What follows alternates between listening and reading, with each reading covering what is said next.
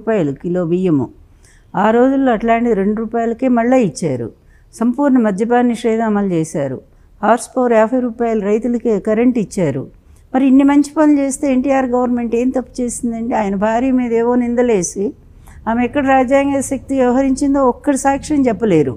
అన్నీ వీళ్ళు సృష్టించిన ఒక అబద్ధాలతో, కేవలం పదవి అనేటువంటి ఒక యాంబిషస్తో వాళ్ళు చేసిన ఒక దుర్మార్గము అదే తెలుగుదేశంలో కంటిన్యూ అవుతుంది. తెలుగుదేశం సిద్ధాంతం ఎక్కడుందండి ఈరోజు?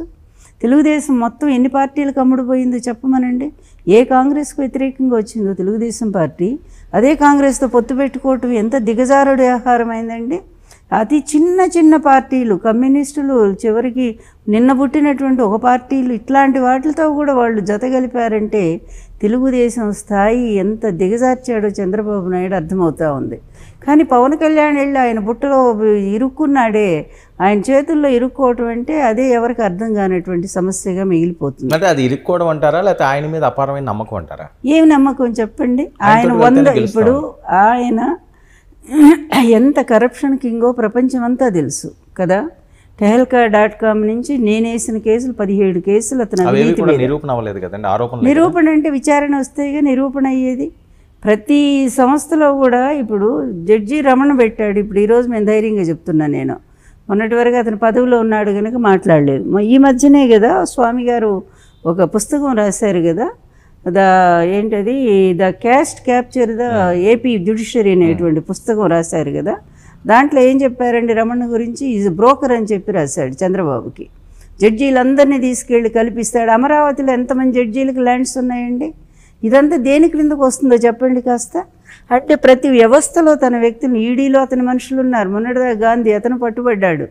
తర్వాత సిబిఐలో అతని మనుషులు ఉంటారు. రమణ గారు మరి అవన్నీ కూడా నిజంగా ఆయన తప్పులు చేస్తా కేసు, ఇప్పుడు ఏమన్నా కేసు సుప్రీంకోర్టు ఏమైనా కొట్టేసిందా? అతను నిర్దోషం ఏమైనా మనం కొట్టేసిందా? 17 మీదే కదా, ఒక టెక్నికల్ పాయింట్ మీదే కదా వీళ్ళు సుప్రీంకోర్టు పోయారు. వెళ్ళి క్వాష్ పిటిషన్ వేశారు అది రద్దు చేయమని. కేసులు ఏమి లేవని.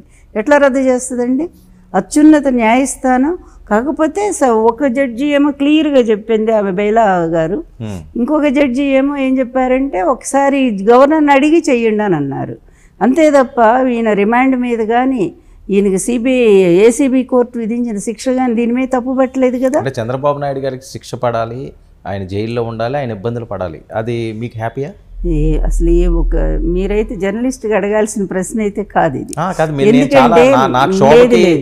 ఎందుకంటే ఉన్నత స్థానంలో ఆలోచించే మీలాంటి వాళ్ళు ఎలా ఉండాలంటే న్యాయానికి న్యాయం జరగాలి కదా.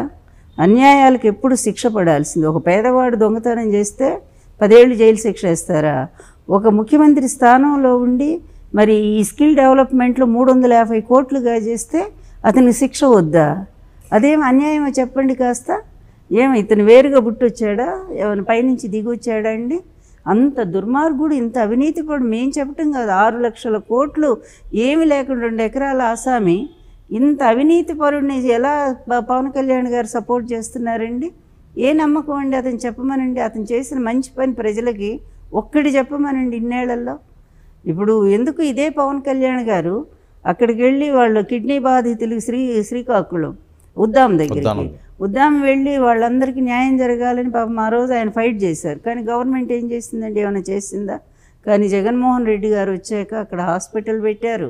జగన్మోహన్ రెడ్డి గారు వచ్చాక అక్కడ పూర్తిగా ఇది అదేది హీరమండలం నుంచి నీళ్లు తరలించి అక్కడ వాళ్ళకి పొల్యూషన్ లేనటువంటి వాటర్ని ఇంటింటికి సప్లై చేస్తున్నారు. ఇంత పెద్ద ప్రాజెక్టులను ఎవరు చేశారండి ప్రజలు? జగన్మోహన్ రెడ్డి గారు కడిగిన ముత్యమా? ఏమండి కడిగిన ముత్యమో కాదో ఆయన కేసుల్లో అన్నీ కూడా కొట్టేయబడుతున్నాయి కదా.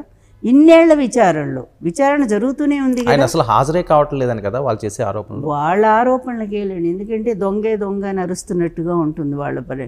చంద్రబాబు నాయుడు గారిని గురించి తెలియని వాళ్ళు ఈ ప్రపంచంలో లేరండి. అతని కరప్షన్ మీద కమ్యూనిస్టులు బుక్ వేశారు, బీజేపీ పుస్తకం వేసింది.